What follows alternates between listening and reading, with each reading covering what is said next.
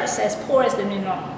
Now, that sounds really ludicrous to say, but there is a meaning behind this shirt. You're no longer special. Right now, if you are economically disadvantaged in this country, there are many benefits that you could possibly receive, such as food stamps, TANF,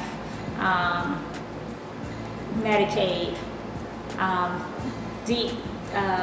what is it called? WIC, those kinds of things. Now, as we move further and further into the tech economy, which we are a part of right now as we speak, but it's going to be much more defined over the next 10 to 20 years, you're going to find that you have more access to funds that may not have been always accessible. For example, as we move further and further into the 21st century in the tech economy, a lot of jobs are going to be much more simplified because the robot is going to do the much more complicated work. The algorithm might replace the accountant in doing what the accountant used to do. There's even a lot of repetitive work, even to be a lawyer. So it's very interesting as we move into the 21st century, this new tech economy that is going to be taking over. But it is also going to then create opportunities for us to start leveling up, as Sierra says. For example, right now, many of us already use things like Uber, Cash App. I'm just trying to think of some other apps. Shipt, SHIPT, to maybe work for, where we pick up someone's groceries for them, or we use that service to get our groceries delivered. Those things are going to be replacing many of the jobs that we normally might do, especially those who are at the lower socioeconomic levels. For example, hopefully you've all been in a Walmart lately.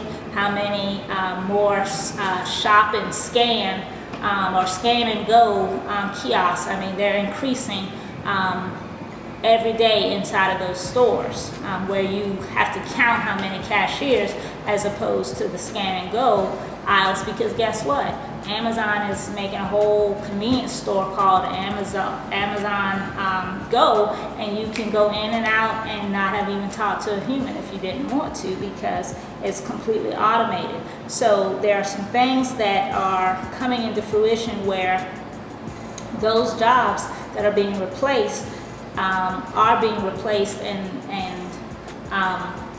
being replaced by jobs that may be more simplified, may be much more task oriented, may even be faster to do, but they also pay more. So for example, working an 8-hour shift at McDonald's, whereas it did not pay, but pay off in the long run, because you're only making eight or nine, now sometimes $10 an hour, whereas you can then go and work for, let's say, Amazon Flex for $15 an hour, picking up some packages and delivering them to someone's doorstep. Over time, you got to know that the government is a business. Do not ever fool yourself that the government is not a business. So they're in business to make money. Typically, they're not going to make a quote-unquote profit like you see normal companies, but they are looking to save money. So anytime that they can save money and move it to somewhere else, they're going to do so. So the political tension that's out there between the two parties, one party would love to get rid of a lot of programs that help people, our safety net programs. They mislead, even naming those programs as entitlement programs. Everyone should feel like food is a right. Access to food is a right. They're calling it an entitlement, so that then it can stir up folks believing, that's not fair that they get this and we don't get this, and those kinds of things. So as technology comes into play, you're going to see a lot more of a push to say, hey, wait a minute, here's all of these, here's easy access to a lot of things that any person can do, why would I still give you some of these programs if you can just simply go on an app and work 2 hours and get, $75, instantly in terms of income? So I can easily see in a couple of years, it's not going to happen right away, but in a couple of years, 7 to 10 years, I could see the tables turn on a lot of folks who count on services from the government. Now, I think that the folks who are in essence designing these things, they're not looking at them as like, ooh, that's a way to end poverty. They do look at it as a way to end poverty, but they're not doing it maliciously to say, hey, I want you to stop, getting these benefits. It's much more they sincerely believe, hey, this is a great idea. This is how we can help people. But they don't realize that there are folks who count on these as a lifestyle. And so they have no thought to say, hey, at some point this program may end. They don't have a plan for like, wait a minute, what happens when I can't get $300 worth of food stamps? They don't realize that society, and I believe that the folks who are designing these things, all the nerds are thinking that, hey, people will just naturally want to get these things and aspire to quote unquote do better in life, but not realizing that a lot of folks have created their own definitions of success. It wasn't until I started working in workforce development that I stopped taking it for granted that everyone believed that the American dream was this 2.5 kids, a dog, and a house with a fence. I thought everybody, had that in their mind as, hey, this is what I'm aspiring to, and I'm a go-getter and get out there. Well, some folks define success totally different, and it might be that they just want a Mercedes and an EBT card. So the reality of it is there's nothing wrong with that as long as you understand the context of where things are going in society. So I say that one of the things that economically disadvantaged individuals have to do is start doing self-awareness. Acknowledge where you are.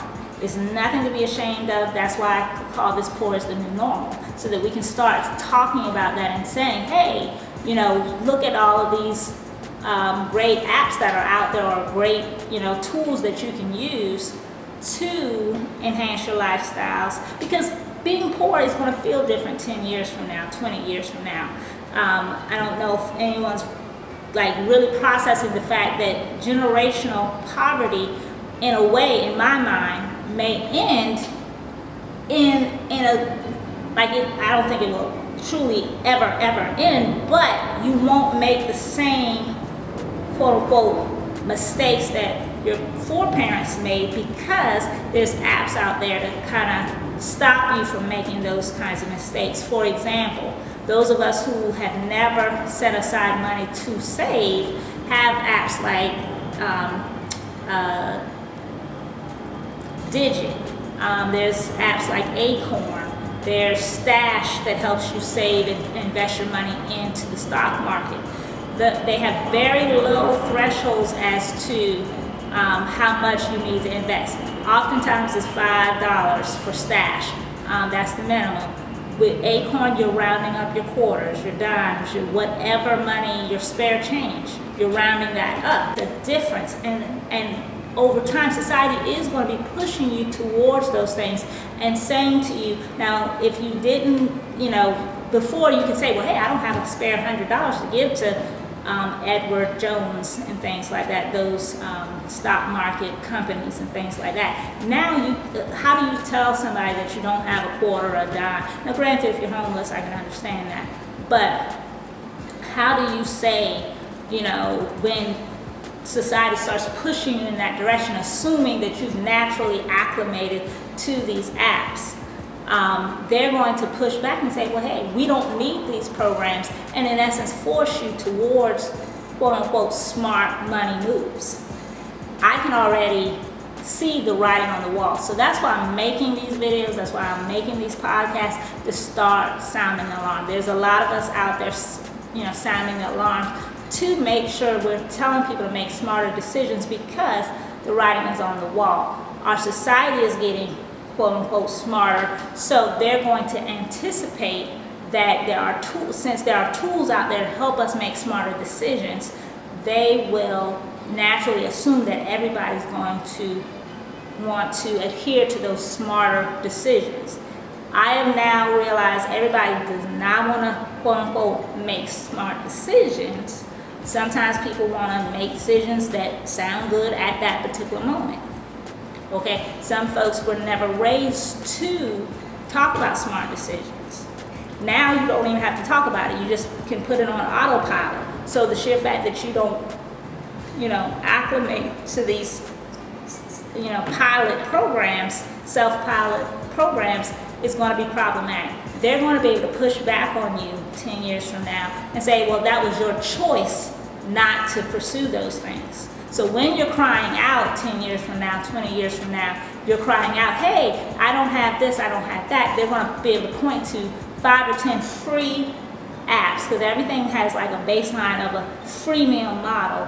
Oftentimes has a freemium model or a very low threshold, and the sheer fact that you're not choosing to utilize those things, but yet crying out, I can easily see, and I'm playing devil's advocate, easily see them coming back at you, pushing back at you to say, hey, we don't need to supply you with these kinds of things, because in a course of 5 hours, if you get on, like, say, Shipt or Uber or anything like that, you could make up that money that you say that you weren't able to do.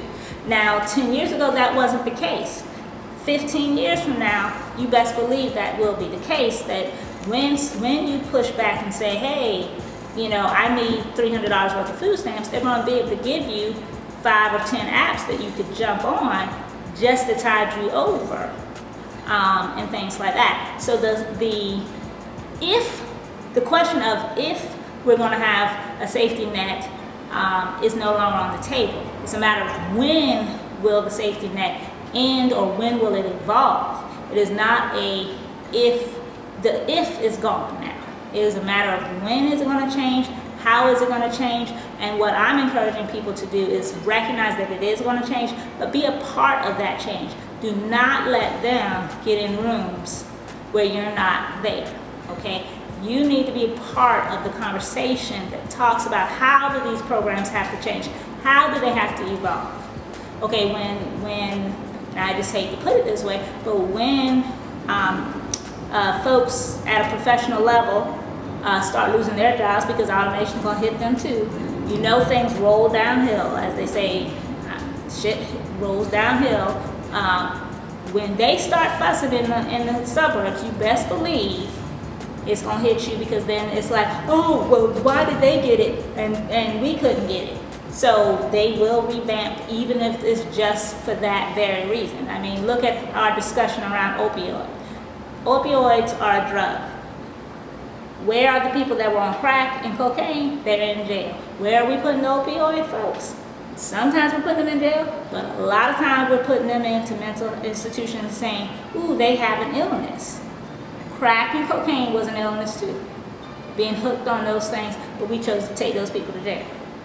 Same thing when, as I would say, shit hits the fan in the future, and tech changes things, people are going to panic, and then, they're going to blame you, and saying, oh, you have this, that, and the other thing.